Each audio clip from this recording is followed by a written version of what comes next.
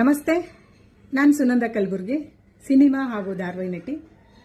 ಮೊದಲಿಗೆ ನಾಡಿನ ಸಮಸ್ತ ಜನತೆಗೆ ಹೊಸ ವರ್ಷದ ಹಾರ್ದಿಕ ಶುಭಾಶಯಗಳು.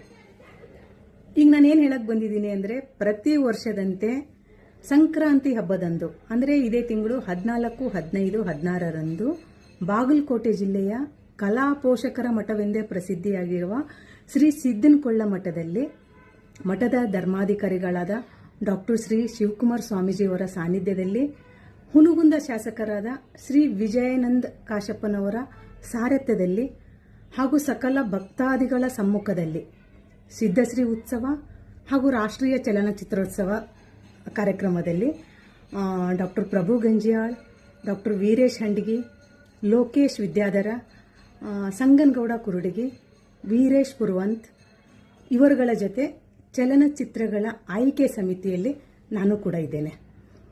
ಈಗಾಗಲೇ ಹಲವಾರು ಹೊಸ ಚಲನಚಿತ್ರಗಳು ಬಂದಿವೆ. ಸೊ 14, 15, 16ರಂದು ರಾಷ್ಟ್ರೀಯ ಚಲನಚಿತ್ರೋತ್ಸವದಲ್ಲಿ ಎಲ್ಲ ಹೊಸ ಸಿನಿಮಾಗಳ ಟ್ರೈಲರ್, ಟೀಸರ್, ಪೋಸ್ಟರ್ ನೋಡೋಣ. ಸಿನಿಮಾಗಳಿಗೆ ಹಾಗೂ ಸಿನಿಮಾ ತಂಡಕ್ಕೆ ಹರಿಸಿ ಹಾರೈಸೋಣ, ಪ್ರೋತ್ಸಾಹಿಸೋಣ ಅಂತ ಕೇಳ್ಕೊತೀನಿ.